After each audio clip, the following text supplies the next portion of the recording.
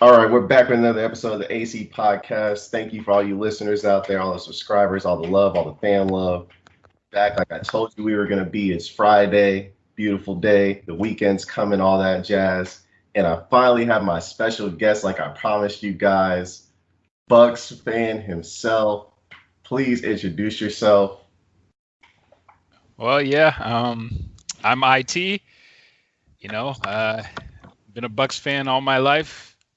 Grew up crying when they lost, which was a lot, and have been blessed to see some better days for sure. Culminating in a Super Bowl and some mediocrity for the past few seasons. Mhm. So No. yeah. So now that the Bucks are relevant now because Jameis has taken his turnover pop-up shop to New Orleans where he's on the bench watching for a change, which is where he should be. What do He'll be you back. see? He'll be back. Not with the Bucks, he won't. Well, it doesn't have to be with the Bucks, but he'll return. He'll ascend the mountain and get to a starting role and prove people wrong. I hope so. But so now that we see the Bucks, they look better with Tom Brady. Obviously, they're 5-2. Tom Brady is lighting it up. 15 touchdowns, one interception in the last three games.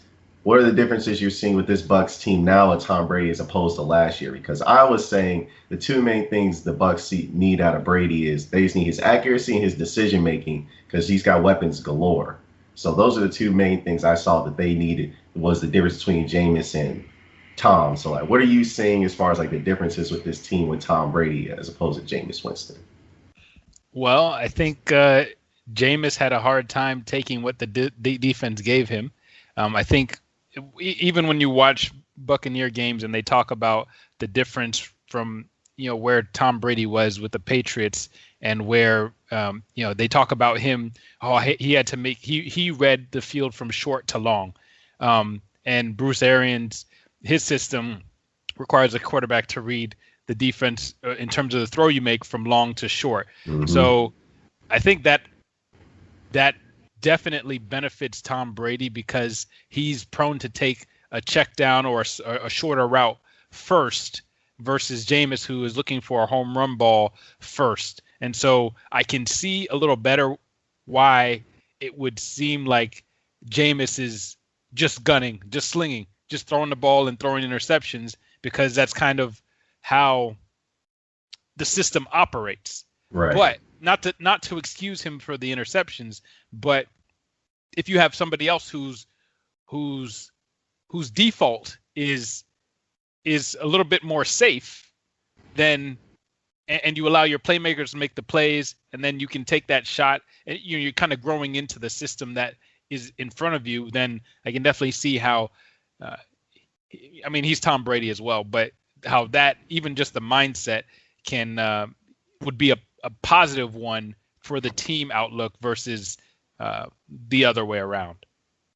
Right, and I think the thing that people were overlooking was the fact that Tom Brady, other than maybe Carson Wentz last year, had the worst receiving core in the league. Like you recognize this guy fell off a cliff. Like he didn't look the same. And granted, Tom Brady's arm strength isn't there. We've seen it on a couple deep out routes where he's tried to throw it to the other side of the field and it's been pick six. But for the most part, Tom Brady doesn't really throw interceptions like that. And so when people were given this notion that, oh, he's fell off the cliff, like, oh, well, what's he going to do with Tampa Bay? I wasn't really worried about that because I see Mike Evans on the outside. I see Chris Godwin. I see Cameron Brate. I see he recruited Rob Gronkowski. Granted, he doesn't look like Gronk from 2-3 years ago, but, he's still Gronk. He can make some plays. And then obviously O.J. Howard before he went down. And then you see the slew of running backs that came through. You see Ronald Jones improving year by year consistently. Now he's top 5 in the league in rushing. You see Leonard Fournette bringing that thunder. He came down there. LaShawn McCoy, I'm not really. Yeah, I'm not sold on him. I've never been a fan of how he loves to move side to side more often, and he carries a ball like a loaf of bread all the time. So for me, he's a liability more than an asset when he's out there. I respect the guy because he does have he has sick moves and agility, but I just think that the downside is outweighs the upside for him. I think I mean, he's not really playing that much anyways. Like when you watch the Bucs games, mostly it's Rojo and Leonard Fournette, and then maybe a little bit of LaShawn McCoy and a slight pinch of Keyshawn Vaughn. But you see the diversity that you have in your backfield, so you have that going for you. And then you look at the other moves that the GM made this offseason, got Tristan Wirfs in the first round. And then you already know how I feel about Antoine Winfield Jr. Love that pick in the second round. You can see night and day the difference that the safety play is making for your defense because we go back a few drafts to when you guys passed up on Derwin James for Vita Vea and everyone lost their mind. And granted, Vita Vea, he's a good player. He went down, but you hated Vita Vea, bro. He's an okay player, but Derwin James to me when he's playing is the best safety in the league. That's just my opinion. I know we've only seen him for 1 year and like half of last year, but he really wasn't really right in. Now he's out this year. But I think when he's healthy and he's playing, I think Derwin James is the best safety in the league. That's just my opinion. Everything he can do, I just didn't see how the Bucs could pass that up. But you see what Winfield brings to this defense and whatnot. It's just It's impressive to me. They say he's 5'9", but he looks bigger out there. I mean, when you just see him on the field, he just looks bigger than what he appears. And so you see him bring the physicality, he brings playmaking. He's got coverage ability as I believe he's the strong safety on the defense. Yeah, he brings coverage ability as the strong safety, sure tackling, disciplined eyes, quick feet, all those type of things. So you see that and just I guess transitioning. Like, what are you seeing from this Bucs defense? They're one of the top teams in the league as far as defense. You see the pressure they can put on the quarterback. You see this, obviously it's the best off-ball linebackers in the league with Devin White and Levante David. And then you see Carlton Davis coming into his own shadowing number one receivers a lot. You see Jamel Dean on the other side being a playmaker as a second corner. And then obviously we just talked about Antoine Winfield. Like, what are you seeing from this defense that's impressing you so much? Man, they're fast, they're physical. Other than Shaq Barrett jumping off sides every 3 plays, they seem to be very disciplined. There aren't a whole lot of coverage busts. And I mean, when you look at Levante David and Devin White, man, they pursue relentlessly. They are fast. They diagnose the play, and it's not like they diagnose it and they're slow to the ball. They are there right away. There's some games where I would have loved them to see a wheel route coming from the backfield earlier, but I mean, you're going to have some plays that don't go your way overall. The other players and the other coaches are paid too, but just the hustle and the tenacity that they bring. Not to mention that you have Shaq Barrett and JPP or JPP. Sometimes I mix them up with Julie and Jean-Pierre. Anyway, but those two coming off the edge, there are no slouches in that linebacker core. And then obviously you have Sue and you had Vita Vea, but he's out for the season. Roches has done a good job filling in, and they also got the trade from the Jets. And I can't remember who's the other end. It's not William Golston, is it? I think William Golston is a rotational player, but he may have cracked the starting lineup. But either way, there's nobody that I can say is a weak point because everybody does their job. And they play as a team. I think that's the biggest thing is they play as a team. I'm not quite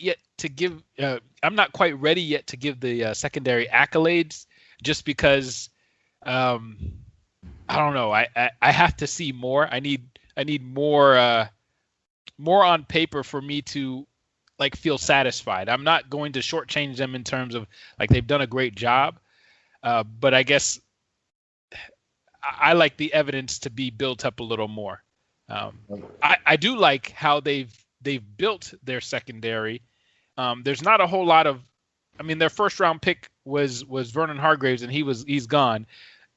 They built through second and third and later round picks and developed these players. So Dean, maybe third or fourth, I'm not sure where he was picked up. Sean Murphy, Bunting, he's got 3 different names. Anyway, but but him and Carlton Davis, and they just seem to find and develop people who come in and fit the mold, even though it has taken a little bit of time. So. Yeah, I mean, I do like I think honestly between you guys and the Rams, you guys are the best defenses in the NFC, and I think that's what's going to make the difference because we already see like in today's league, it defense isn't really a priority like that, or a lot of teams they're running a lot of stuff that's teams can easily attack and whatnot. There's not really much disguise, not really much variance as far as defensive coverages and whatnot. So you guys are one of the few teams in the league, along with the Rams. Like the Cardinals are probably the only other team. They're giving up 21. The Rams are giving up 18, and then you guys are right there giving up 20. But I think among out of all those defenses, you guys have the most talent. I'm looking, you look at the defensive line. You have Shaq Barrett. You have JPP. The linebackers best in the league. As a core, and then the secondary is constantly improving.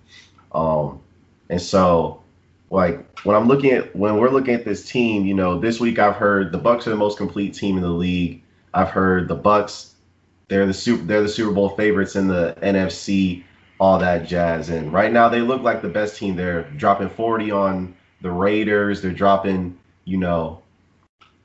they're dropping tubs on everybody. Obviously, we saw that. It was an anomaly to me, the Bears beating the Bucs. That was just it was just a sloppy game from you guys, and that's what kept them in the game. It wasn't really much that the Bears did. We can see that the Bears, they're not really as good as their record indicates. They don't have a quarterback right now.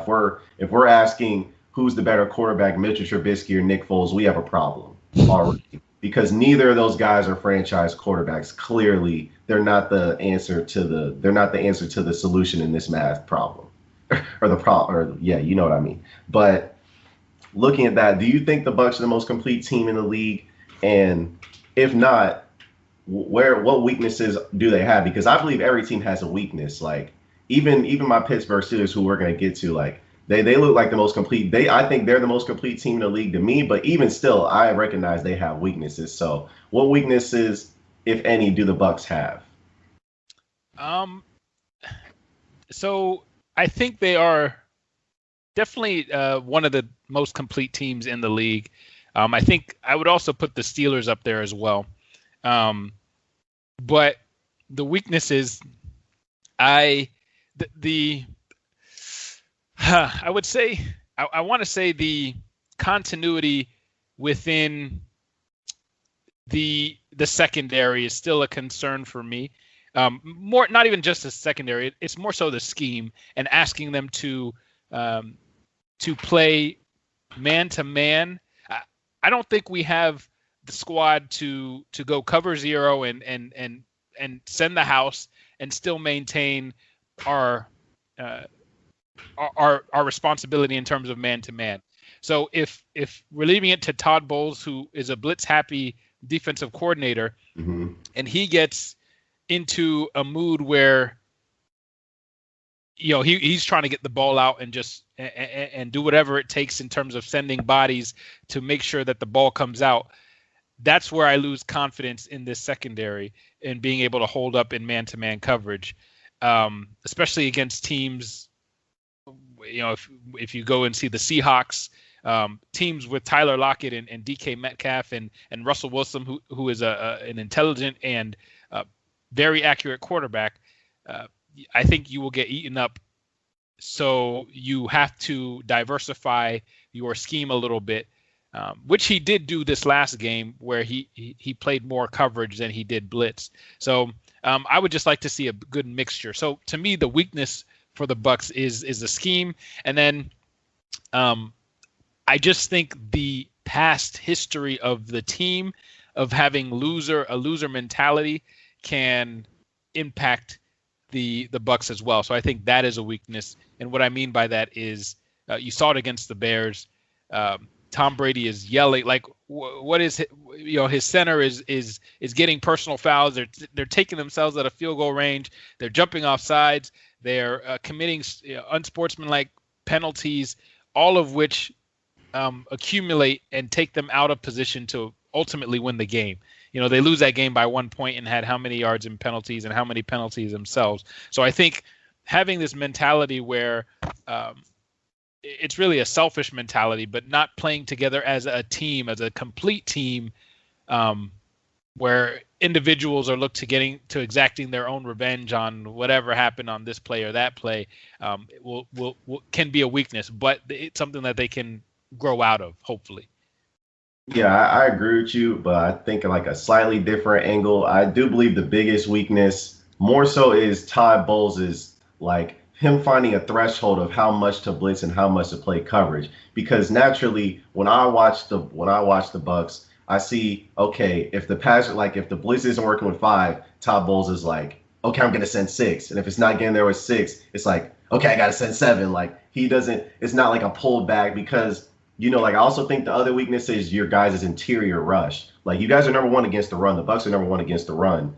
But, I know you can get pressure from the edge, but I think with the teams that you need, I think with the teams that you're going to have to contend with as far as beating, as far as we're talking about Seattle, we're talking about, I think the biggest threat to you guys, honestly, right now is the Rams because they're a team that can play defense. We obviously saw what they did on Monday night. We see they have the best corner in the NFL, Jalen Ramsey, best interior rusher in Aaron Donald. I think that's the thing that's going to affect Brady the most we've seen in years past is the pressure up the middle, not the pressure from the edge, because Tom Brady can always step up in the pocket and avoid edge pressure. But I look at all 3 levels of the Rams defense, and they're built, in a style that they can play with the Bucs. And then also the Rams are a team that's not going to stray away from the run. But that bodes well for the Bucs, and I'm not sold on the Rams offense. It's too, to me, the best thing about the Rams offense is that they can make every play look the same. So the defense has to be really read their keys and be on their P's and Q's in reading and reacting to the play because they love this outside, that stretch play, and then they turn it into a bootleg or a rollout or something like that and make a short dump and yada, yada, yada. But I'm not sold on that being effective for.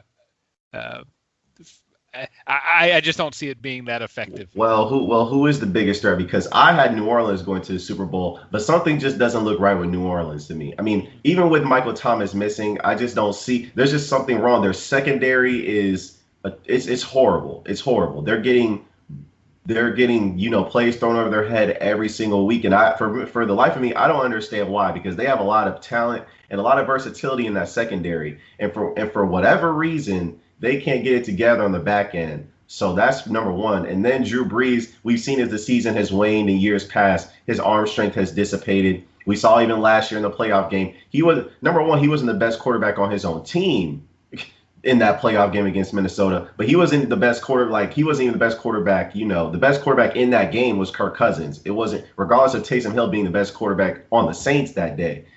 Kirk Cousins was the best quarterback on the field that day, and we wouldn't have thought we were going to, watch that playoff game and say that at the end of the game, but that was just the truth.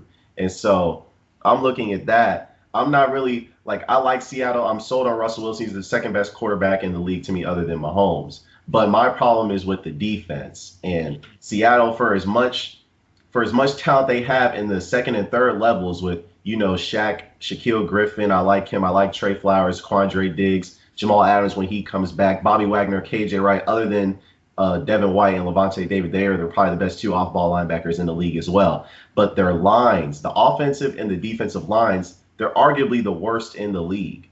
They can't get any pressure on the quarterback. And then, for the most part, it's Rush, working magic like he's done for the last several years. So I'm not really sold on Seattle. I know Seattle, they're going to be able to put up a bunch of points because now they've finally updated their offense and stopped running it so much and finally let Rush throw the ball more. But I'm just not sold on their defense. I think their defense, and especially their lack of pass rush, is going to, hold them back from getting to a Super Bowl. I see that as the only thing that's going to hold them back. And in today's league, you have to be able to get pressure on the quarterback. It can't just be open season on your secondary. So who is the biggest threat in your opinion to the Bucs? But the Seahawks, didn't they just get Carlos Dunlap, or right from? they're working on it. They're addressing their weakness.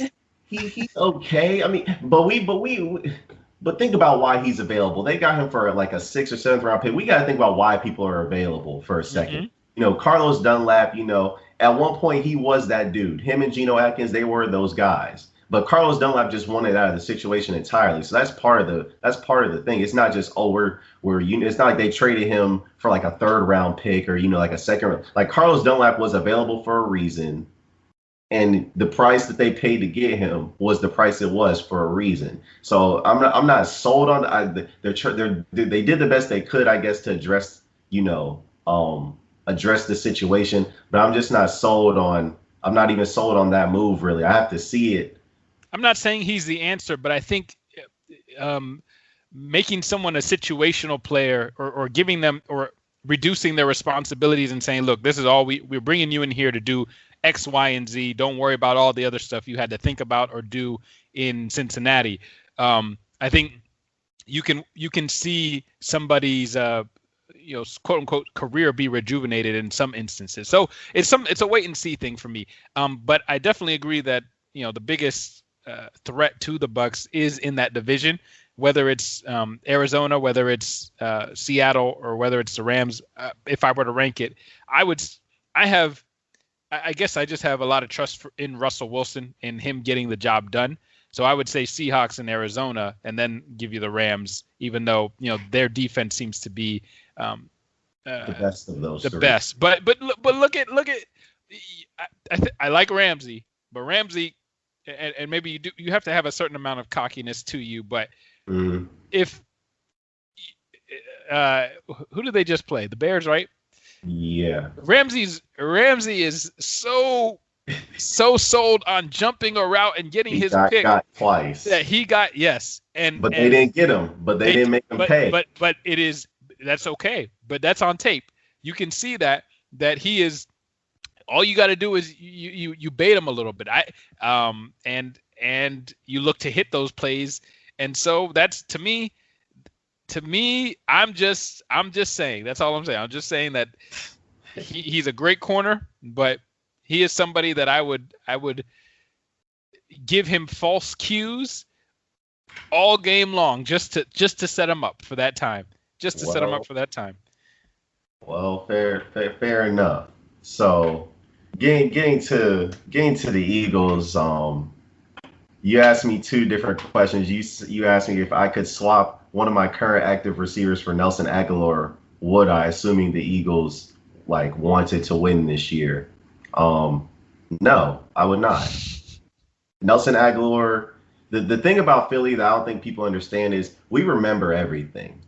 The city, I remember everything, as you can see with these podcasts, and the fans remember everything. They're not going to let us forget that Nelson Aguilar was a 1st-round pick. And regardless of what you say, being a 1st-round pick in Philadelphia is a different type of pressure than any other city. It just is. There's a lot of expectations that come with it. And Nelson Aguilar was not built for those expectations, which is why he was the worst-rated receiver in the league his first 2 years. His 3rd year, he looked fine. Then his 4th year, and then his 5th year. Got him up out of here. No, we just couldn't take it anymore. So no, I do not want Nelson Aguilar back on this team at all. That would be a complete disaster. He's not even with your current situation, even with your. No, he's not built for this city. You have to be built for this city. It's just a different type of edge you need. And Nelson Aguilar. Fulgham is built for this city. Fulgham is doing. The dude off the practice squad looks better and can track deep balls better than Nelson Aguilar ever could in Philadelphia. Ever could. He couldn't track a deep ball against the Cowboys last year. He dropped a game-winning touchdown pass against the Atlanta Falcons last year.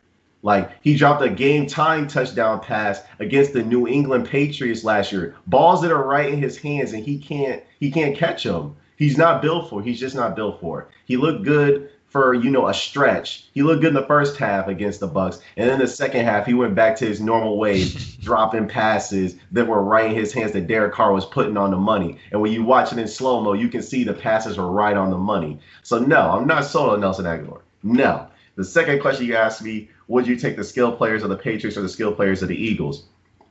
What are we asking here? Who wants to take the skill players of the New England Patriots? Granted, there's not much with the Philadelphia Eagles right now, but I will say we're getting people back. We're getting Dallas Goedert back this week. We're getting Jalen Rager back this week. But to answer your question, no, the Patriots have the worst skill players in the league. You're looking at Jacoby Myers. We don't even know who that is. Let's just be honest. We don't know who that is. We're looking at N'Keal Harry. First round bust. We don't need him. We don't need that. We'll look at their tight end situation. Ryan Izzo from our alma mater, Florida State. Go Florida State, but he's no good. No offense to his career, but he's not looking good with the New England Patriots. Then we get to Julian Edelman throwing his helmet up on the sideline. No, I do not want any of these guys. You can see that, which is why Tom Brady left. We can see what the situation Tom Brady left and where he's at now are night and day. The Patriots have nothing on offense. Nada. All they have is arguably Sony Michel. That's about it. Other than that, they don't really have much as far as weaponry. You're not scaring anybody, which is why they got beat down by the San Francisco 49ers. No, I'm not sold on them. I'm not sold on that. But when I'm looking at the Philadelphia Eagles and you see, I want to say you and Toby were right, but you weren't. None of us were right, honestly. None of us. I'm thinking back to the last time, the last podcast, and you guys are like, I don't think the Eagles are gonna be that good next year. And I was like, no, I think they'll be good. And none of us were right. You see, you guys weren't right because ultimately I came to this conclusion. Unfortunately, the Eagles are gonna win this division. They're just gonna win it because it's that horrible. And I wasn't right because I picked them to go 11-5. That doesn't mean you're good because you win a division. You're good enough to win the division. Like I said, that's not even an accomplishment. But I'm looking at the Philadelphia Eagles, and you're the piece of crap that stinks the least. That's basically what. But my point is that's been the Eagles' mentality as far as like eking into the playoffs these last few years. I think people are overestimating and overvaluing the fact that the Eagles have gotten into the playoffs 3-4 straight years. Because let's go back. Okay, they won the Super Bowl. We throw that year out of there. We will go to the next year.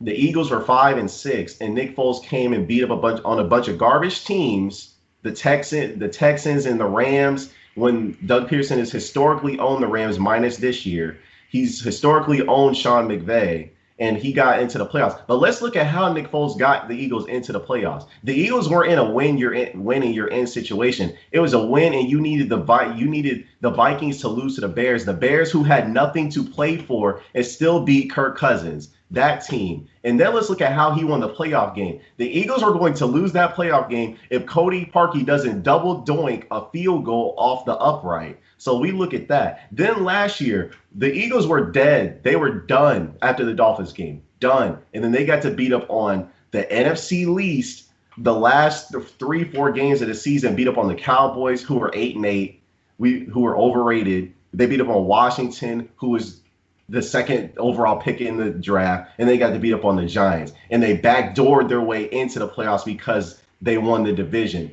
But there's not really anything to feel good about because you knew Carson Wentz, maybe he would have won the playoff game against Seattle. I don't know. I think he could have won it, but we'll never know.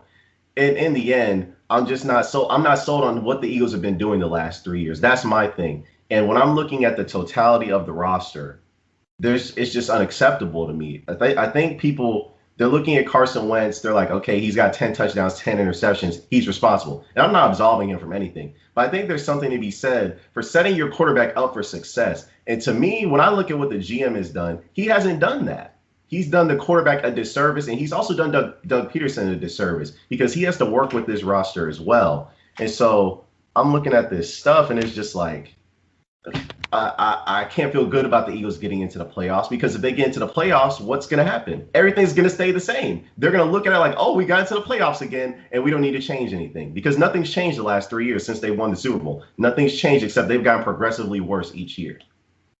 Well, yeah, and you were definitely wrong. You said Deshaun Jackson would play a majority of games or something like that. Deshaun doesn't look the same. And it's harder to watch because, like we had Marquise Goodwin. My problem is, the GM, this draft, I just couldn't believe what he's done. He took Jalen Rager in the first round. but you could trade up for CeeDee Lamb. I'm like, okay, I accept we got Jalen Reagor. Then you take Jalen Hurts in the second round. So now not only did you take a quarterback in the second round, we have a quarterback already. But now since you wasted that pick in our heads, it's like, so wait, CeeDee Lamb was the best receiver in this draft. And you used you didn't want to trade the second round pick to the Atlanta Falcons because you wanted to draft a quarterback that's only seen like 5 snaps a game. That's not value in the second round at all. And then you take a project player, a project linebacker in the third round, and now you're telling me this guy cannot get snaps over the scrub that is Nathan Gary, giving up 100% completion into his coverage, 23 of 23. 23 IT, come on, IT, come on. Come on, man. 154.6 passer rating. A perfect passer rating. That's above God level. If God is perfect and a perfect passer rating is 153.8, if you're giving up above perfect, you're telling me no one can get in over that. No one. Not like at some point, come on now. Like if I feel like I can do your job better than you, we have a problem. Like that's a different type of scrub level. If you're giving up 23 or 24.6, that's just the worst linebacker play in the league by far. Like it's not you can't even. This is why I said on my first podcast. Either when you're running against the Philadelphia Eagles, either the run's going to go for 0 yards or it's going to go for 10 yards because there's no second level play at all. There's none. And you can play action whenever you want to. You can play action every time against the Eagles and they fall for it. But I'm hoping, maybe because I now have to accept that the Eagles are going to win. So I'm hoping maybe, now the offense will look a little better. Rager's coming back. Deshaun, it's over for him. Alshon, it's another stellar job by the GM. Guaranteed his contract. This guy hasn't played a game yet. Gave him an active roster spot. Hasn't played a game yet. And now he has some mysterious calf injury. How do you get a calf injury when you're not practicing, IT? It's fun. This stuff is funny. It's literally funny. Like it's a joke. Like you just can't make it up. But I think, now that we're inevitably going to win the division because everybody else is so buns, now I have to accept the fact that Wentz is going to have to work with the weapons that he has. I like Fulgham. He looks good so far. I'm not sold on him or anything, but he looks good.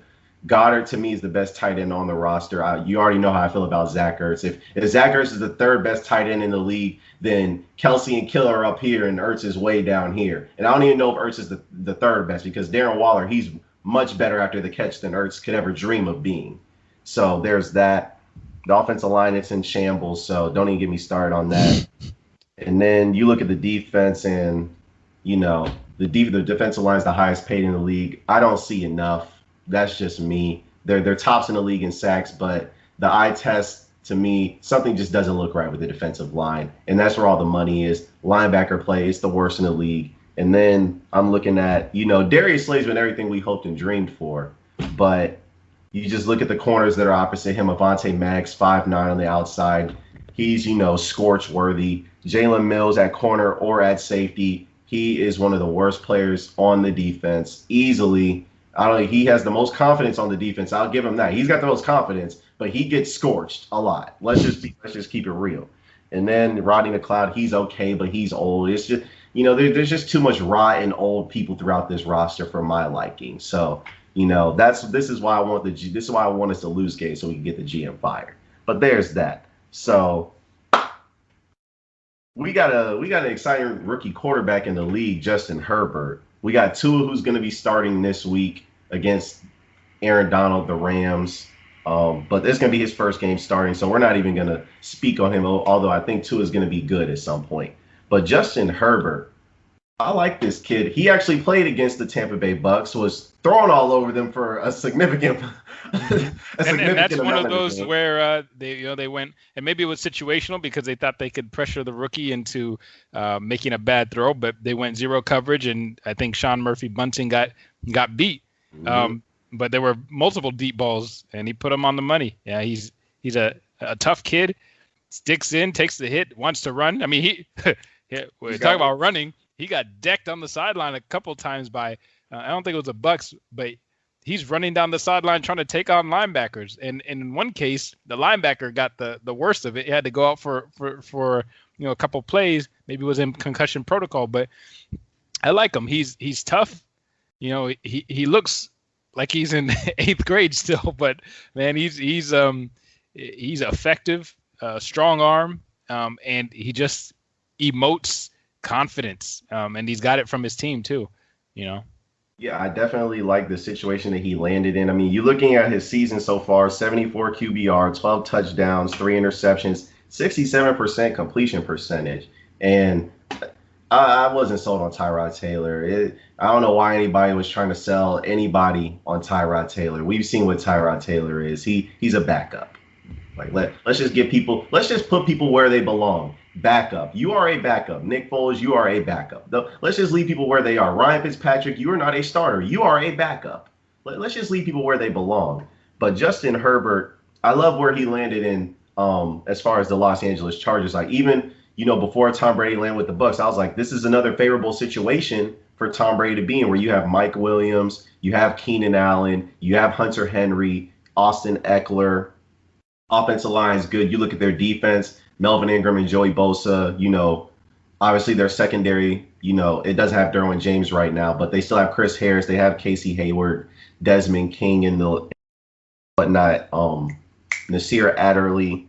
So this team is definitely built good for Justin Herbert for the future.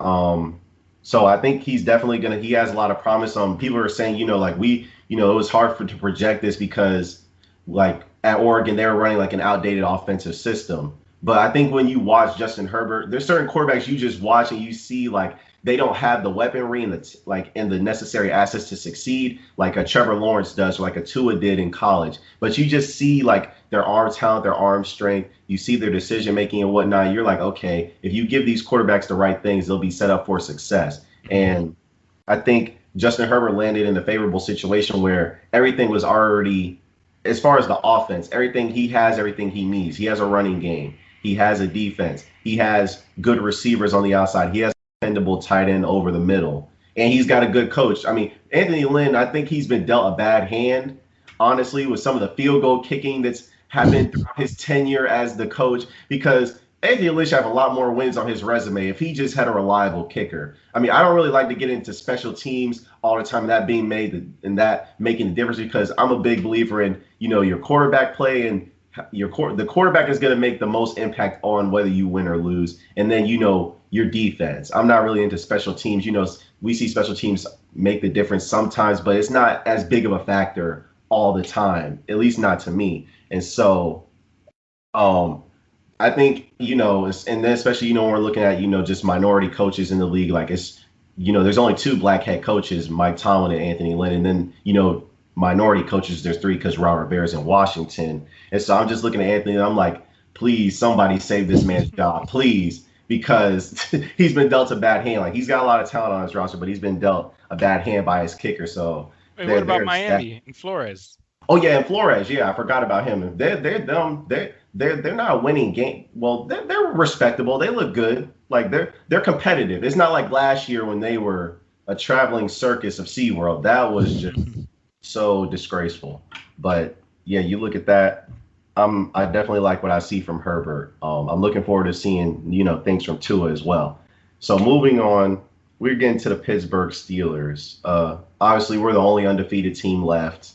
And I like the fact that people aren't talking about us. We're 6-0, we're undefeated, but everyone's talking about Baltimore. Everyone's talking about Kansas City, and even last week, everyone was talking about the Titans. And the Steelers are just flying under the radar. No one's really talking about them. People are ranking them, the power rankings. They're like, oh, they're not the number 1 team, even though they're only the undefeated team. I like that because I think the Steelers need to fly under the radar. I think that we're a team I think we are the most complete team in the league, but like I've been saying on my previous podcast, I think our biggest weakness is the coordinators, and that's just my take. I'm looking at the offense, Ben Roethlisberger. We see what the offense looks like with Ben Roethlisberger as opposed to Mason Rudolph and Devlin Hodges, Duck Hodges. We don't ever need to see them in Pittsburgh Steelers uniforms ever again, because what they were displaying as far as quarterback play was some of the worst we've ever seen. It's just that simple. Mason Rudolph, he's still on the roster, but I'm praying, because if Ben Roethlisberger goes down, it's over. It's over. Let's just make that clear. It's over. Well, Mason Rudolph is not the answer. He has bad footwork. He can't complete passes short. He's reluctant to throw it deep. He has no trust. He has no trust from the coordinators. No, and he throws an ugly ball. I'm sorry, it's just all over the place. I'm not sold on it. Not sold at all. So there's that. But when the Steelers have a quarterback, we see what they can do. You look at their running game. Obviously, the offensive line is good. James Conner, I'm not the biggest fan of James Conner. I like Anthony McFarland, the guy who's buried on the depth chart, because I remember what I saw against Ohio State when he was in Maryland, and that was something special. Like, you don't see people run over Ohio State like that. So I was excited when we got him in the 4th round. I think, to me, he's the best running back on the roster, but he just hasn't gotten a chance to show it yet, and I don't know why. But that's just me. And then you're looking at the Steelers receivers. There's not like a clear-cut number one guy, but I look at Deontay Johnson, slippery route runner, run after catch guy. Really, he's borderline uncoverable because of the routes that he runs and whatnot. But he doesn't get enough shine. And then you look at, obviously, we've seen Chase Claypool, just jump into the spotlight. Looks like a Canadian Calvin Johnson. They're calling him Mapletron and all this stuff, like that. And I love that draft pick coming out of the draft. Obviously, he's 6'4", runs a 4.42, good hands, big, strong, all that stuff. So he has the makeup of a number one receiver. So, he's a rookie, so he's going to continue to improve. Juju, he has a resume in this league, obviously, so we know what he can do as far as a receiver. And then James Washington, he's underrated. And then I'm looking at our tight ends. You have Vance McDonald. You have Eric Ebron. You look at the defense. This defense has led the league in sacks the last 3-4 years. And we're leading the league in sacks now despite having played one less game than a lot of teams. So TJ Watt, Bud Dupree, best edge rush in football. Cameron Hayward, we already know what he can do. Stephon Tuitt, we already know what these boys can do up front. We already know. Now, linebacker play, Vince Williams, he's good. Obviously, the hub and the control center of our defense went down, Devin Bush, so that hurts a lot as far as his athleticism and his playmaking. Similar to, what Devin White contributes for the Bucs. They came out of that same draft class. So we see, how much that athleticism, that speed, that awareness and whatnot means to the Bucs defense. And so I think that's what the Steelers are going to miss. But I think they have a capable backup in UG3. Now, he doesn't play enough, but he's going to be good for our pass coverage. And so I think, that's a void we can fill. And then you look at our secondary, it's, not comprised of stars or anything, but people who do their job and do their assignment and align right and all that stuff. Steven Nelson obviously is good. Joe Hayden, he's still, good in his, later stages of his career. And then Terrell Edmonds, I've gotten on him a lot because I was mad we didn't pick Lamar Jackson over him. And I'll remain that way. But Terrell Edmonds, he has taken a huge leap forward, still has no picks in his career. As a safety, this is his 3rd year. Still has no picks in his career, so I find that problematic.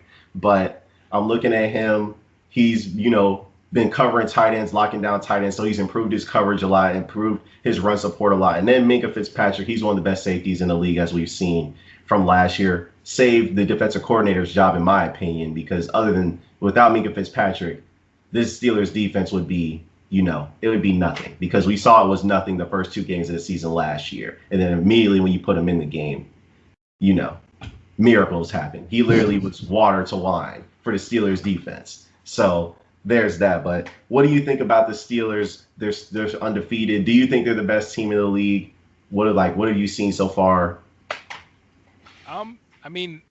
Because they don't have, other than Chase Claypool, and his, few games where he went off, there's nothing spectacular or flashy on the surface with the Pittsburgh Steelers. They find they can put up points, but they find different ways to win games.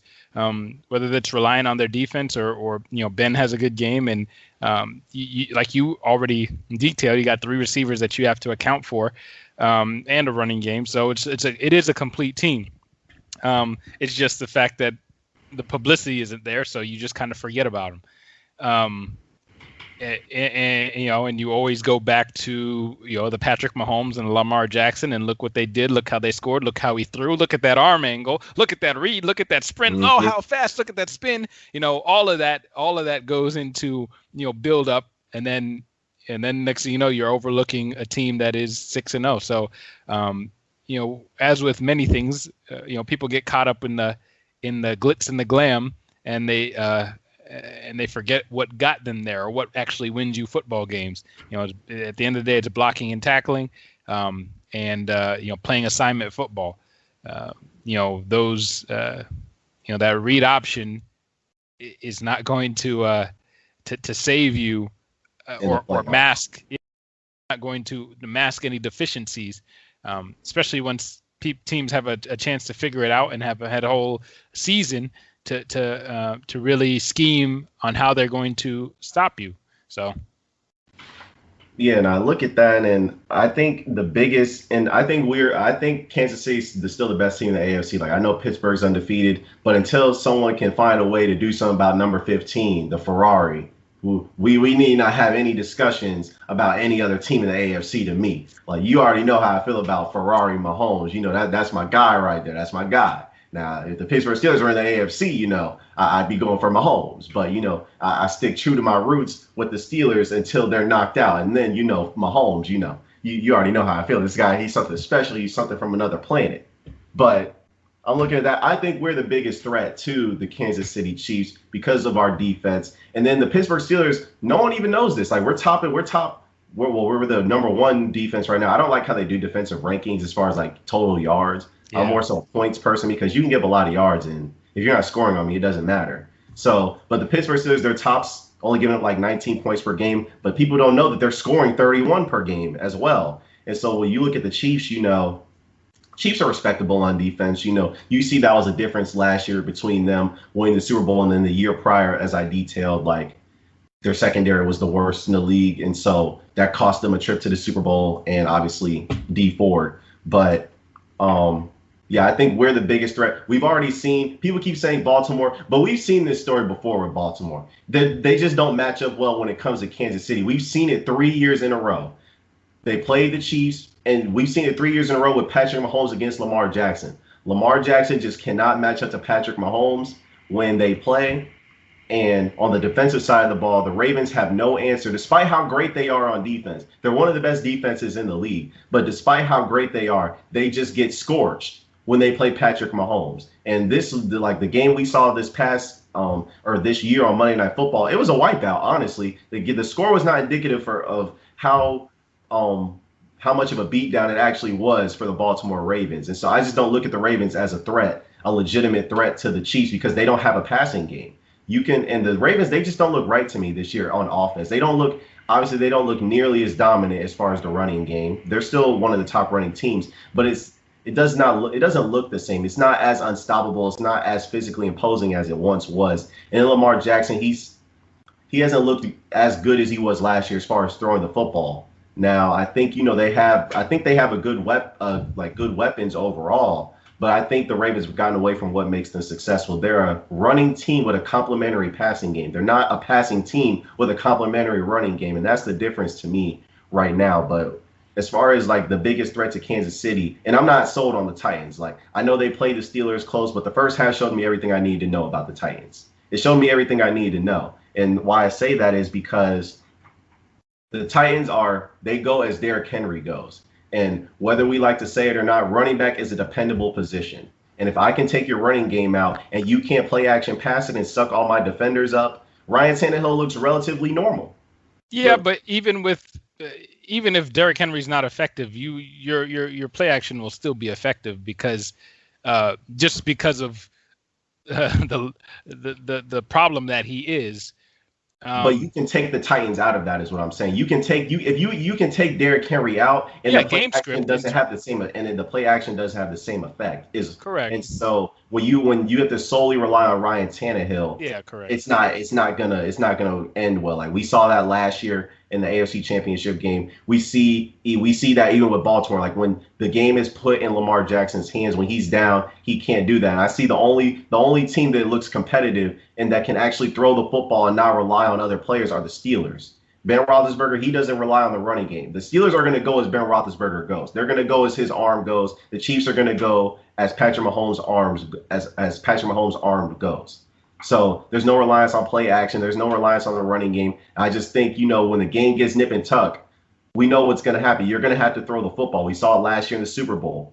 We took the running. You took the running game away from Jimmy Garoppolo, and he had a chance to win the game in the fourth quarter. He had to make throws. He couldn't make them. So at the end of the day, like that's what I look at. I'm looking at it as at some point, like we can't rely on play action. We don't have all these other things at our disposal. What can your quarterback do when they have to make the throws? And I'm just not a big believer in Ryan Tannehill doing that at all when it comes down to it, despite their record. And then you look at their third down defense; it's the worst in the league, giving up 60% of their third downs. That's not championship level at all. That's disgraceful. And then you look at Lamar. I believe he can get there at some point, but he's not there right now. He's not there right now. We've seen in the postseason 2 straight years. So that's my take. I think the Steelers are the biggest threat to the biggest threat to the Kansas City Chiefs right now. I agree. That's fair. It's fair. So we look at this stuff. We got to get to these disgraceful Dallas Cowboys. All you fans out there, you disgraceful Dallas Cowboys fans, no reason for optimism. I told you, I won't hear anything but pessimism from you Cowboys fans for the rest of the year because I heard too much optimism from you over the offseason. I have had enough of it. I tried to tell the Cowboys fans this defense was going to be one of the worst in the league. It's the worst in the league, obviously. We're looking at the Dallas Cowboys. We've seen players cut, Daryl Worley, and can't even think of the other guy right now, but forget it. Oh, Don Terry Poe, cut because of his weight. And then we're looking at Everson Griffin traded. We're looking at anonymous quotes, players questioning the coaches and whatnot. We're looking at Jerry getting angry with a radio person, lashing out at a person on his radio show this past Monday or Tuesday. We're looking at the lack of culture. IT, what is going on in Dallas? What is going on? Because we're just seeing a lot of yapping. We're seeing a lot of stuff. But what we're not seeing is winning. We're seeing a lot of other stuff going on except winning. What is going on with the Dallas Cowboys right now? Yeah, it starts at the top. I mean, you brought in Mike McCarthy and thought that you would have, you thought it would lead to W's right away, or at least that's what I assumed. You know, coming off of a Green Bay team where they kind of let him go, surprisingly, in my eyes. But you thought that he'd be a perfect fit for the Cowboys, and you draft CeeDee Lamb, and you have 2 other receivers who Amari Cooper and Gallup who definitely can threaten your defenses, and you bring in Andy Dalton to back up Dak. Obviously, it's unfortunate that Dak went down, but there's just no congruency anywhere. Nothing. It's one game you think that Jalen Smith. He's a monster. Sniffing out screens before they happen and making tackles in the backfield, and then the next thing he's invisible. Like, where is he? Oh, he is playing? Oh, I didn't really. I haven't seen him make a play yet. So they have a lack of consistency all across the board. And then now, Zeke fumbling. How do you go a full game without getting Michael Gallup or CeeDee Lamb a catch? Like, you have 5 targets and 2 targets. You have probably, I would say the best triple threat in terms of receivers, other than the Bucs are going to have with Chris Godwin, Mike Evans, and Antonio Brown. But man, that's sad. I mean, it's just going to be a wasted year for them. That's all. Yeah, and I'm looking at it. I agree with you. It starts from the top, but it starts with Jerry to me. It starts with Jerry because Jerry allows all this to happen. He hasn't. It's like I said on my podcast. The difference between appointing and empowering a head coach. Jerry has not empowered a head coach. Jerry continues to be the voice of the team. And I get it. You're the owner. You own the team. But it's like I outlined. Your job as the owner is to cut checks. Your job as the owner is not to involve yourselves in personnel decisions and all these other things. That's not your job, technically. That's not your responsibility. The GM's job is to handle personnel. And if the coach wants to have a little input or they give the coach some of that control and some of that power, then it's the coach's job as well. But the voice of your team is supposed to be the coach. That's supposed to be the voice of the team. And you're just looking at this stuff. I said it, like I said before, if this were a Mike Tomlin-led team, a Bill Belichick team, Kyle Shanahan, Pete Carroll, John Harbaugh, even Bruce Arians, you would not hear the players wouldn't dare do that to one of those coaches. They wouldn't dare call out the coaching. And I don't see how the players can't call out the coaching when you're giving a 3 games worth of rushing yards to the Cleveland Browns. And on the 50-yard run with Odell, you have 3-4 players running out of bounds. That's on the coaching. You're telling me Daryl Worley squatting on an under route and cover 3 and giving up a 60, 70-yard bomb to Christian Kirk. That's on the coaching. That's not on you. We're talking about Trevon Diggs getting scorched by Terry McLaurin after the very previous play. He was yapping his mouth, talking smack, and it got ran right by on the next play. That's the coaches. That's not on the players. Then we're talking about the Kenyon Drake or whoever it was run on the 69-yard run where 3 different people could have hit the A gap and stopped him. Not 1, not 2, but 3 different people. The linebackers and the 2 safeties could have hit the A gap, and none of them hit it. And Kenyon for 69 yards on a play where they're just trying to run out the clock. That's on the coaches. That's not on the players. 3 different people didn't play their assignments.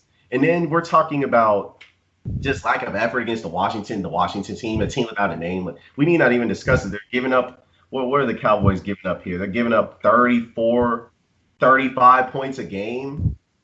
Like, I get it. I'm not Mike Nolan. He's got to be gone. I agree with everyone about that. He's got to be gone because whatever he's doing on defense, it's an abomination. But as far as what I just outlined, that's on the players. That's strictly on the players. And when the players feel like they can criticize the coach openly, that's on Jerry because Jerry hasn't given the coach any power. At the end of the day, Jerry has controlled this whole operation and Jerry has paid these players. He's empowered these players, but he's never empowered a coach. And then people are asking, the Cowboys fans are asking, well, what do you do? What are you supposed to do? You have to run it back. I mean, I don't know what else you can do. You just paid DeMarcus Lawrence. You gave him a 5-year. You gave him 5 years. You gave him over $100 million. You gave Amari Cooper 5 years, $100 million. You gave Jalen Smith a 6-year extension. You gave Zeke a 6-year extension last year. Like all these players, you're talking about players, they're locked up long term. CeeDee Lamb, he's a part of you. He's going to be here for 5 years most likely. Well, and Dak, he's coming off an injury, so he's not going to get Dak's value. His price is going up. Yeah, it's going up, but are the Cowboys going to pay it? Because let's just keep it real.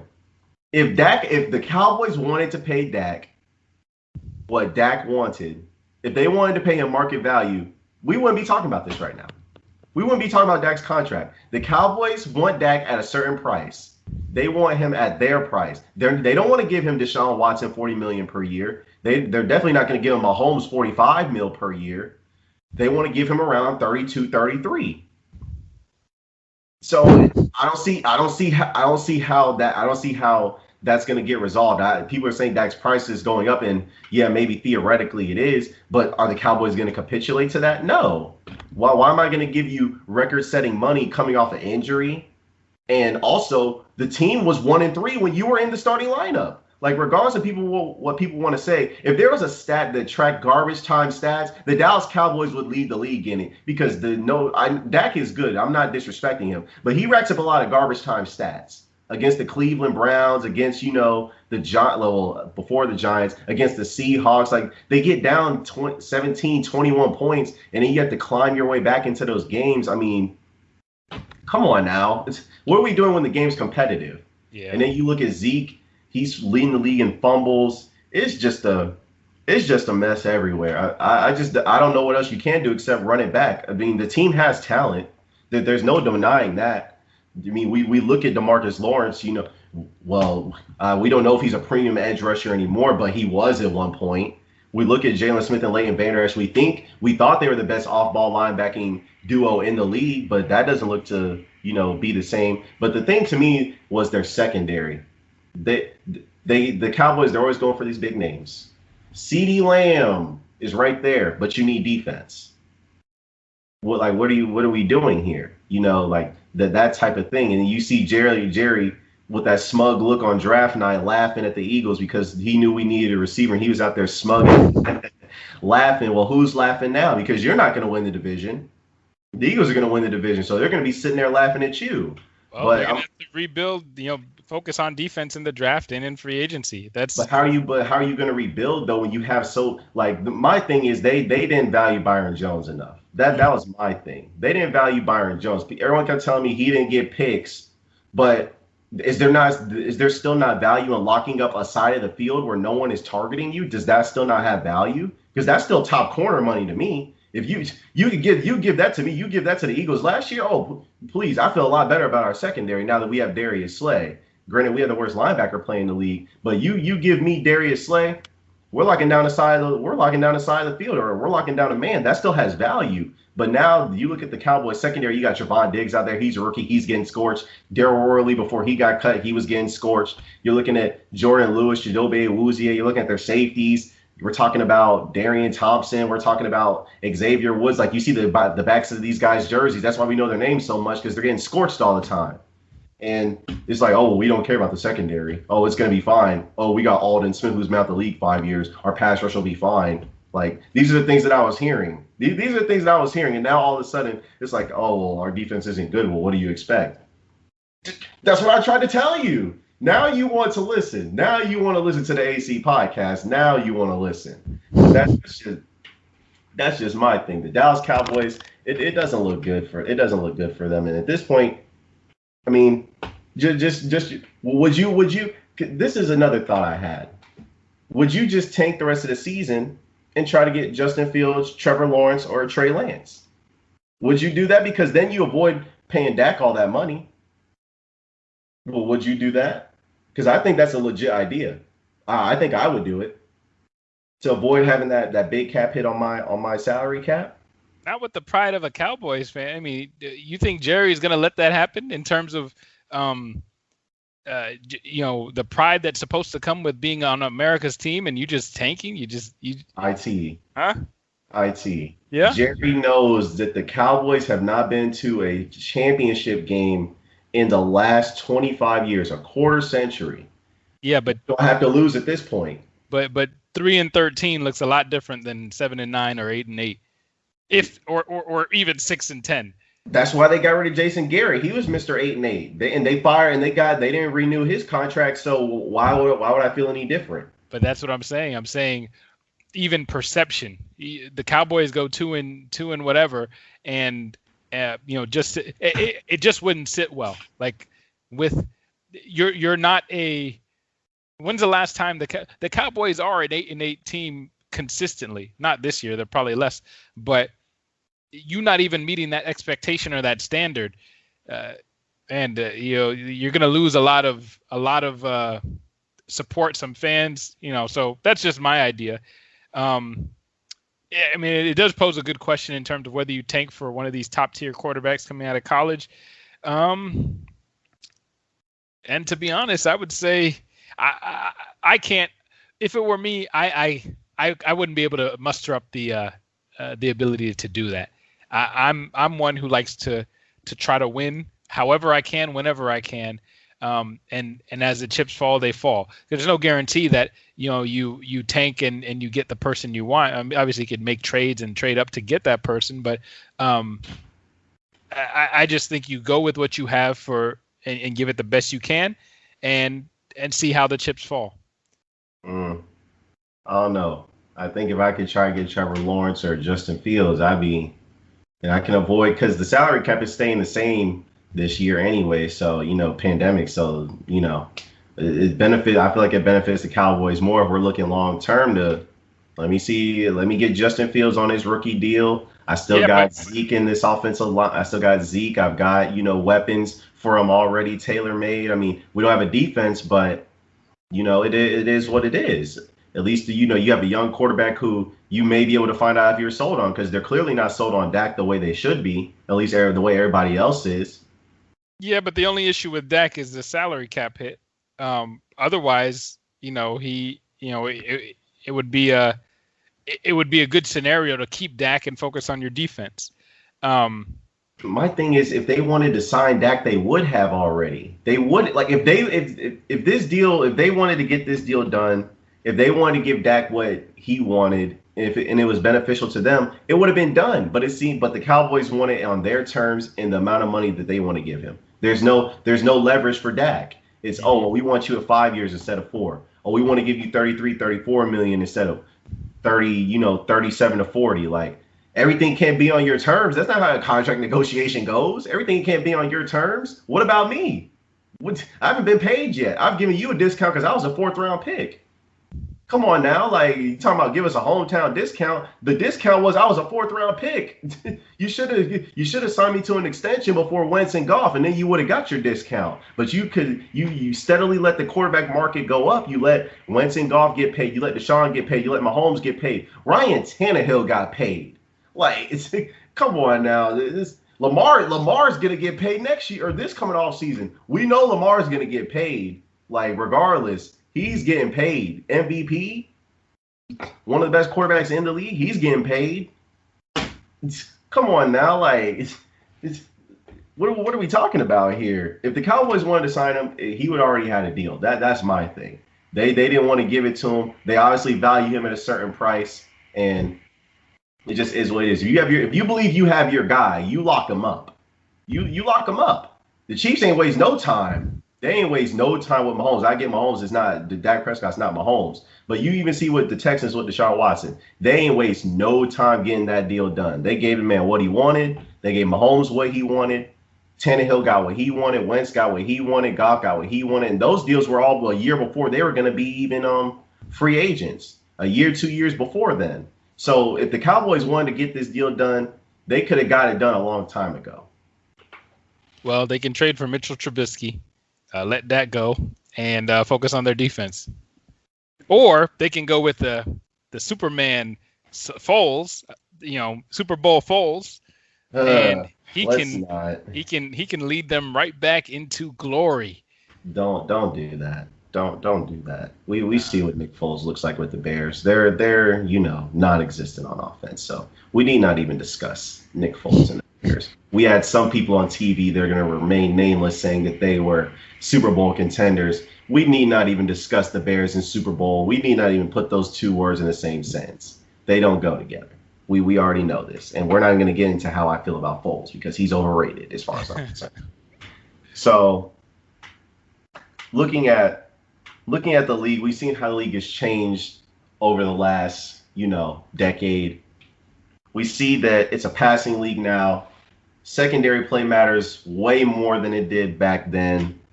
And so, I'm just looking at, some of the past Super Bowls, we see, it really started with the Seahawks in 2013, had the best defense for, for 4 years straight, had the number one pass defense with Richard Sherman and LOB and the crew. Then we saw even, teams like the Patriots, they've always invested in their secondary and whatnot. Wow. Someone was calling me. AC's got calls, but needless to say, we see like the Patriots, they've always invested in their secondary with Revis, Brandon Browner, than even, with Stephen Gilmore and whatnot.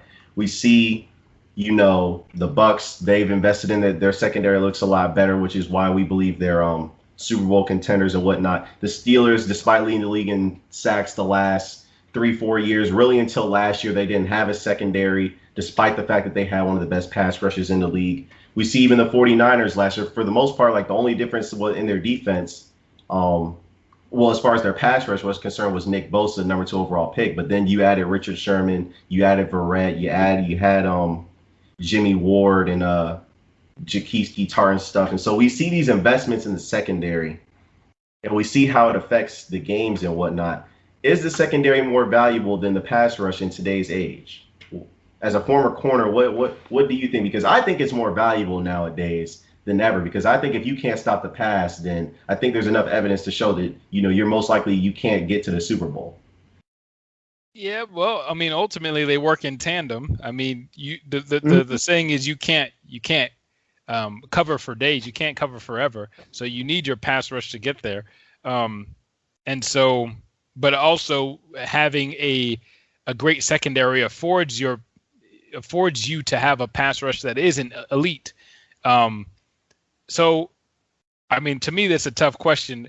I do think if you have an opportunity to select a corner or kind of service your secondary over your pass rush, I would do that secondary first, because it seems to be harder to find and to create a chemistry that will be productive night in and night out than it is with the pass rush. The pass rush, you can always drop people in the coverage, You can but then always that blitz takes too. exactly. So that's what I was getting to, is that you can always add to your pass rush, and unless you're Florida State in 2020, hopefully that will lead to some more pressure.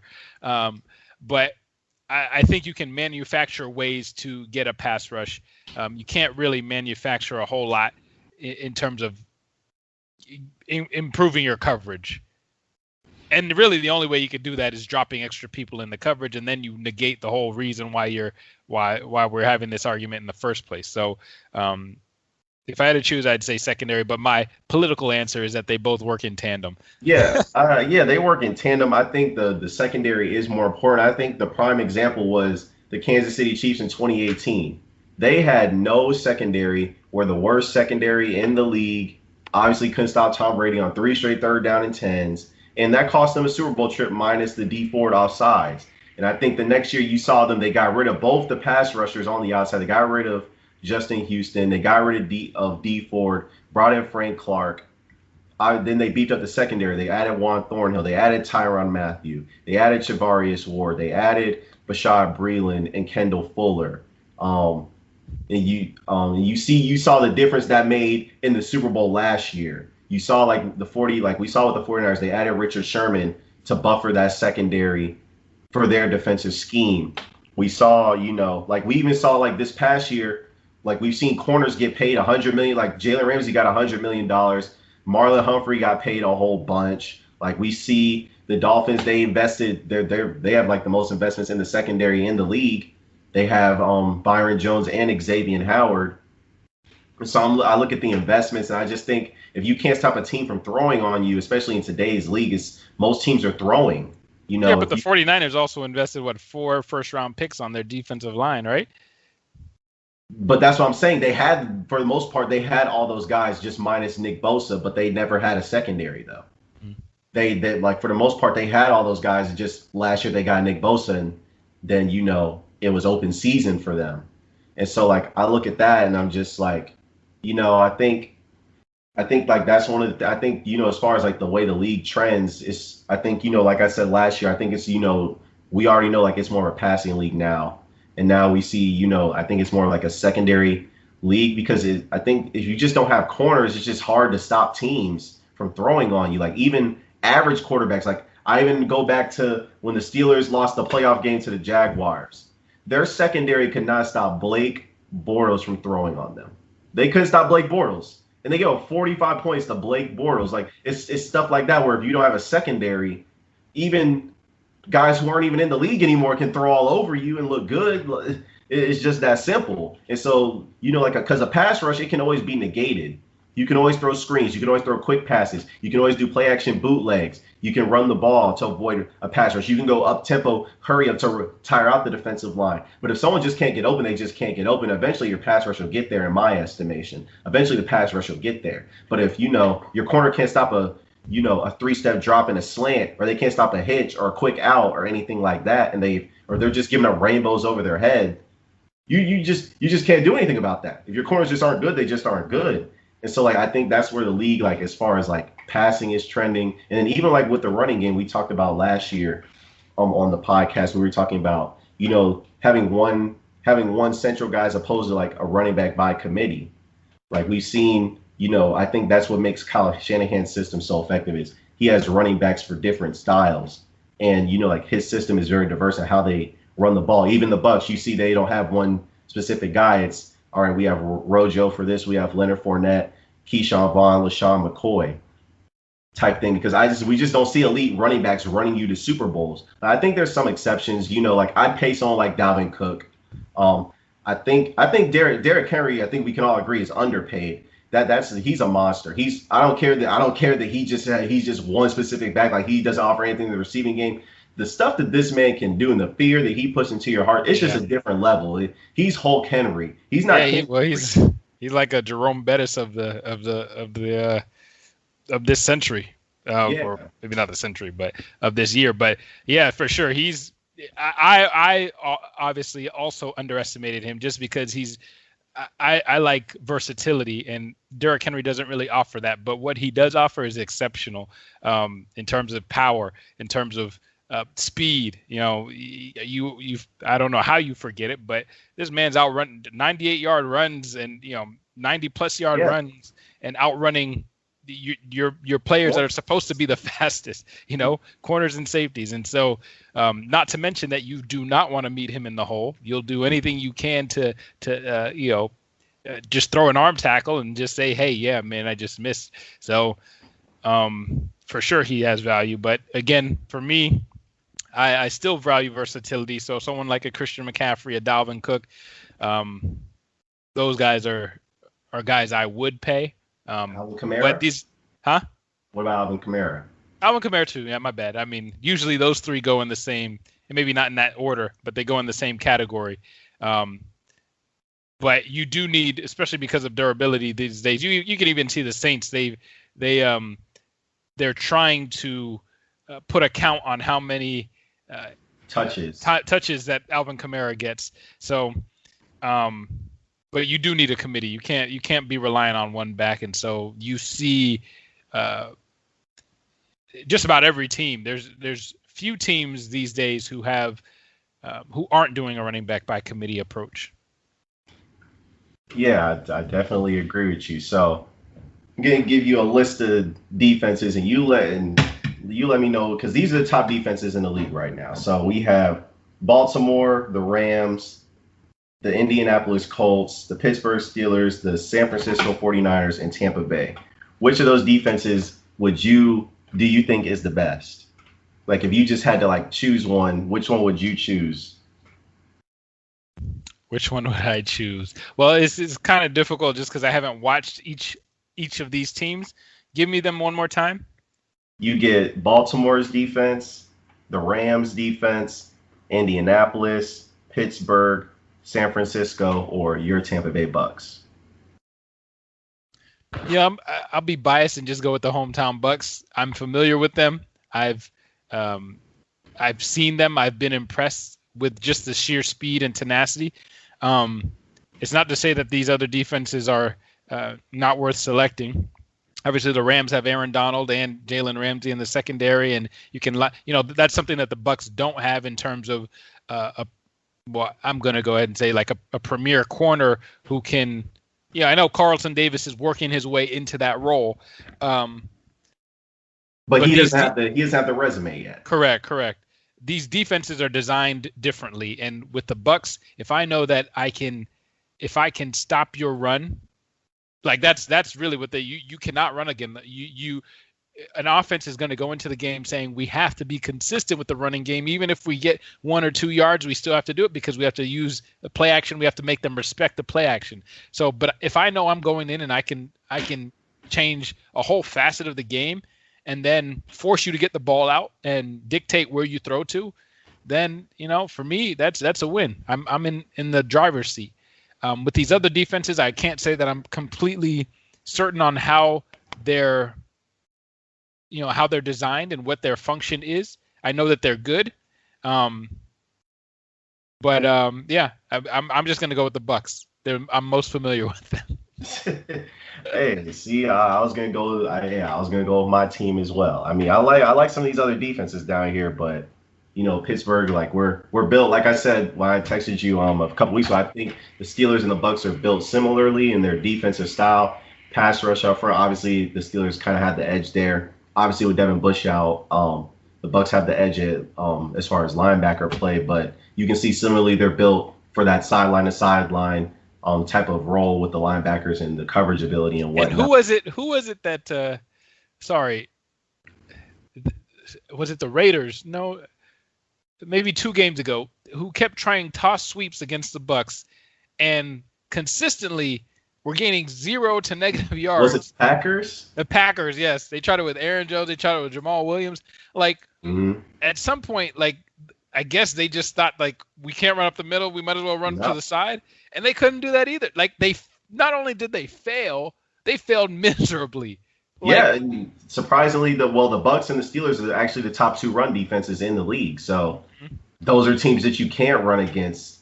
And so that forces, teams to be one dimensional, and that gives opportunities for more interceptions. So your secondary. Like when I look at stuff like that, it's like, okay, if like we're number one against the run, but we're like 15 against the pass, then really we're a little bit better against the pass than the numbers say, because you have to factor in the fact that teams are going to have to throw the ball more on you, so they're going to pick up a lot more yards, they're going to have a lot more opportunities, but that also means more opportunities for those secondaries to get picks. And actually, I'm pretty sure like the Bucs, they have like 10 interceptions on the year, and the Steelers have like 8. So, and those are tops in those are top in the league as far as interceptions are concerned. So like you see like that, that you see how they're built and whatnot on the front to the back end, and you see that how that speed especially makes a difference at all 3 levels. And so like before we get out of here, what's like so far, like we're basically almost like halfway through the season. Like, what's your biggest surprise you've seen through the season? Just any team, and then like, what's like the biggest disappointment you've seen so far? Biggest surprise.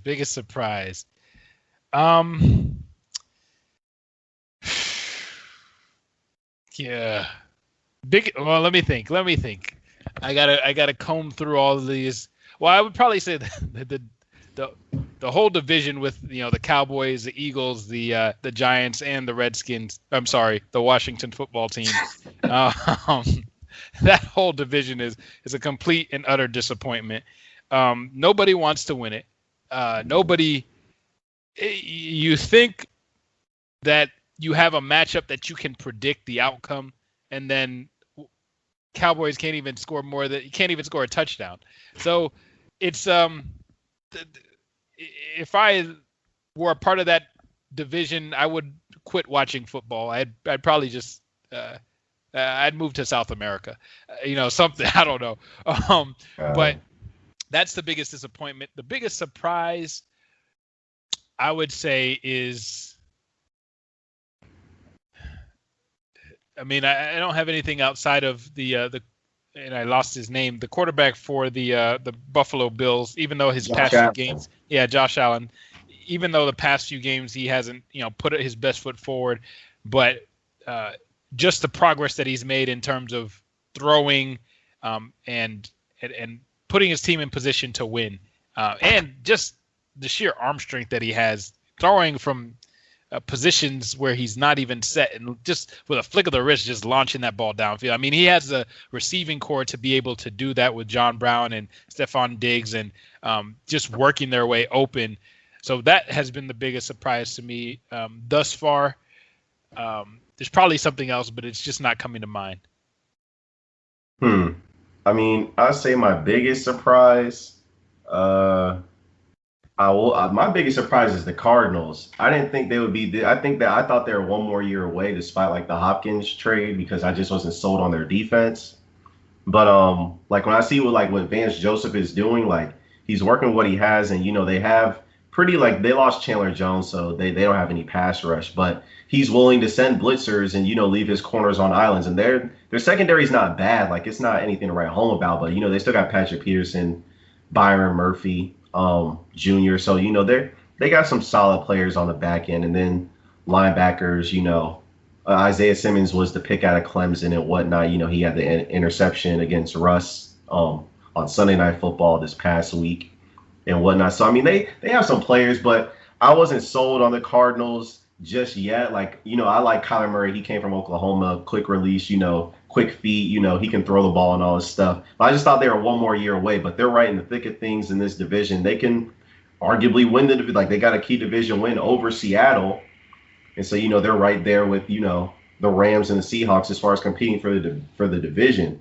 I'd say my biggest disappointment would probably be, I mean, I could say like the NFC East, but I don't even want to talk about them.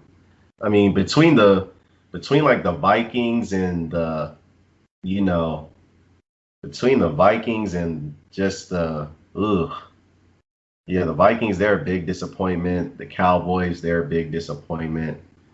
No, the Texans, that's who between the Vikings and the Texans, those teams just very disappointing. Like Deshaun Watson, I'm caught in the place between feeling bad for him because he's stuck in Houston, Texas, where the coach just got fired. Obviously, you can see JJ Watt's frustrated with them losing. They don't have any first round picks over the next 2 years because they traded him for Laramie Tunzel. So now Miami's looking smart and trading away Laramie Tunzel last year.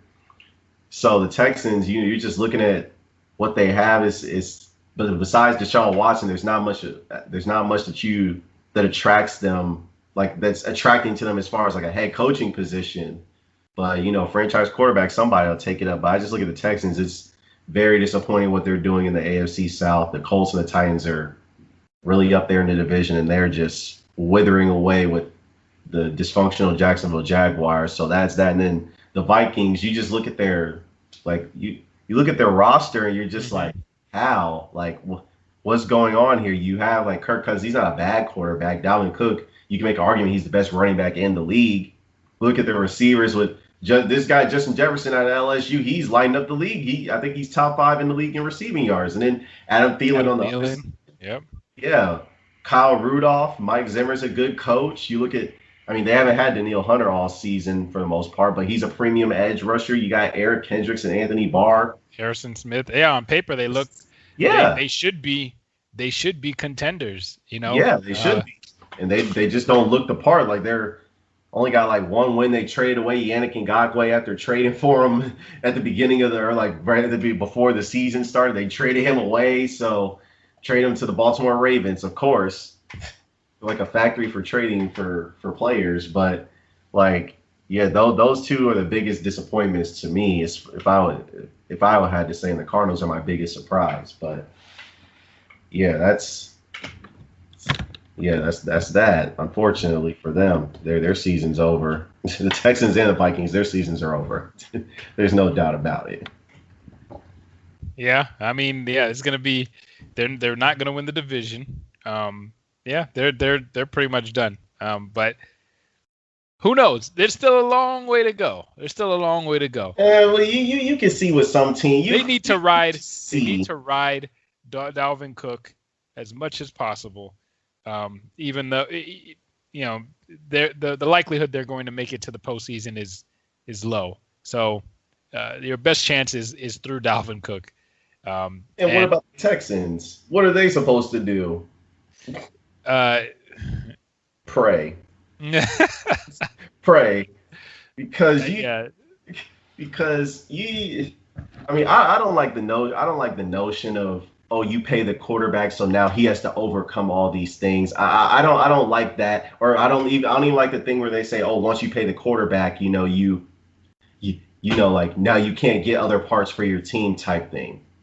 That's not the quarterback's fault. That's on the GM to do those things. If you're not restocking the roster with talent, then you hang yourself out to dry. But what is the reason why the Texans are losing? They have receivers on paper: Will Fuller, Brandon Cooks, Kenny Stills. Yep. They have a running back. So yeah, they had a running game last year. They had a 1,000-yard rusher. So what is the reason? It just seems like they're not competitive when they need to be. That's true. They were down like 21-0 to the Green Bay Packers this past Sunday. They had to come back against the Tennessee Titans after they were down most of that game. They got beat down by the Steelers for most of that game. And they have played upper tier teams for their first few games. The Chiefs, the Ravens, the Steelers. Not to say that you're not supposed to win those, but they were dealt a difficult hand. So part of that is, part of it is in the equation, but and they got Aaron Rodgers after he had his worst game, arguably, of his career. So you already knew what was coming. But yeah, they just keep. I don't know what the Texans could do.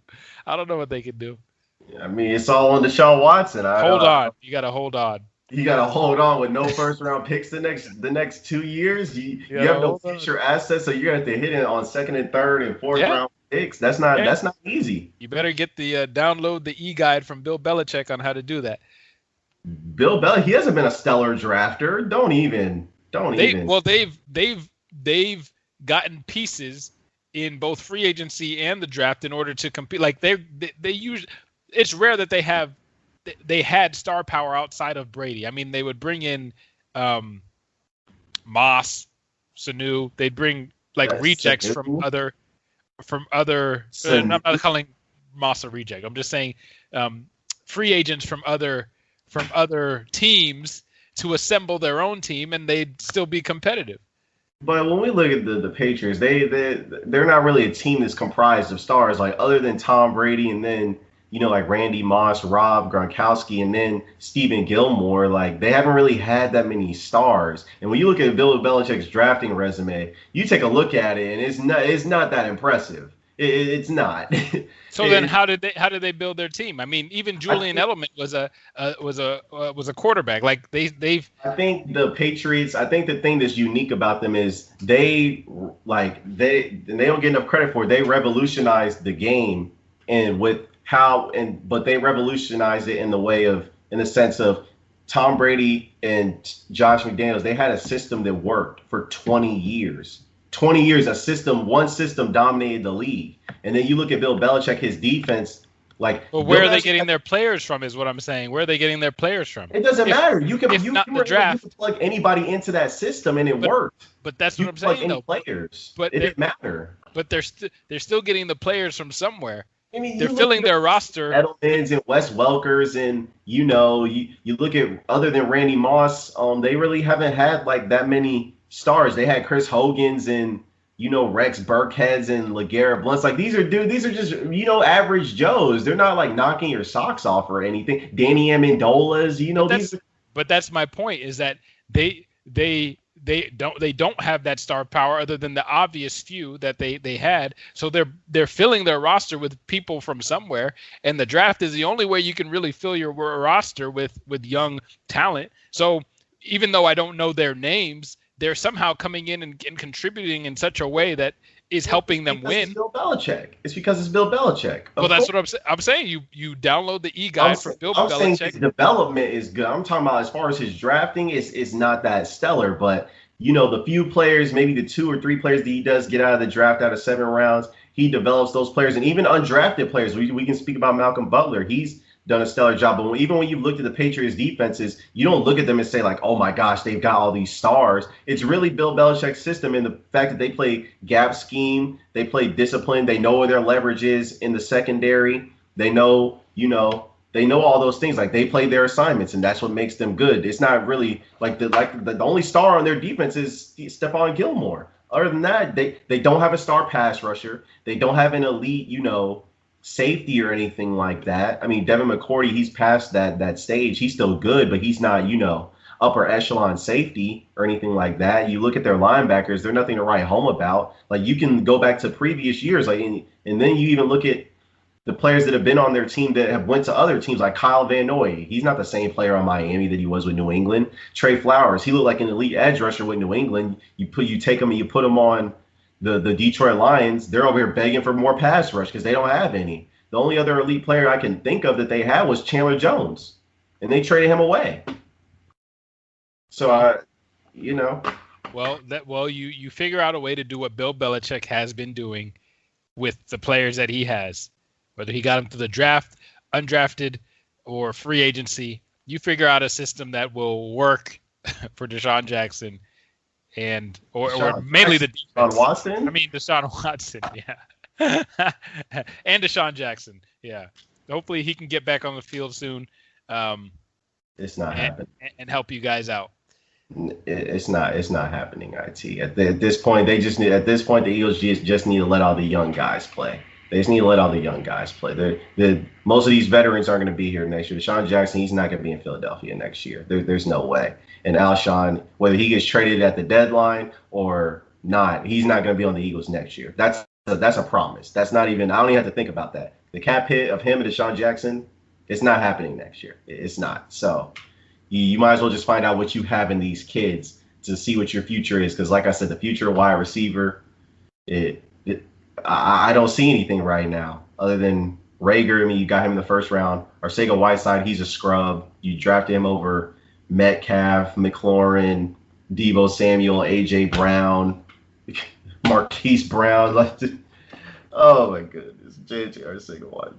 Pac-12 receivers. This is what we resorted to, and so you look at that, and then other than that, it's either a practice squad guy or a 5th or 6th round or 7th round pick, and that doesn't really inspire me. So you might as well just see what you have in the kids. Forget about Deshaun. Forget about Alshon. Even forget about Ertz at this point. I'm done with him. Pray for Wentz. That's what we're doing. We're hashtag Andrew Luck syndrome, man. Andrew Luck syndrome. Oh man. Well, yeah, I got no encouraging words for you then. Hey, it is what it is. But we're going to go ahead and get out of here, guys. We appreciate you for listening. I appreciate my guest, IT, for coming on, shedding some light on all these topics. I know you guys been clamoring to get him back on. He's got a little fan base, but just remember, you're loyal to me, not IT. But you could be loyal to me too. Well, whatever. But we already know IT's always welcome back on the show as always. We know he's a busy man. He's got things to do. But, we were excited to get him back on and finally get some of his time. But until then, we thank you guys for joining us. We thank you guys for listening. As always, as I keep saying, like, subscribe, share. Of course, share, because I know you guys love football. And subscribe because AC needs a subscriber. He loves his subscribers. I love all you guys out there that are fans, but we need more of you. So tell your friends, your family, your mommy, your auntie, especially your grandma who makes that wonderful, wonderful Thanksgiving meal on Thursdays every year. But until then, we're out. We're going to see you when you see us. Drop that album soon, Arande.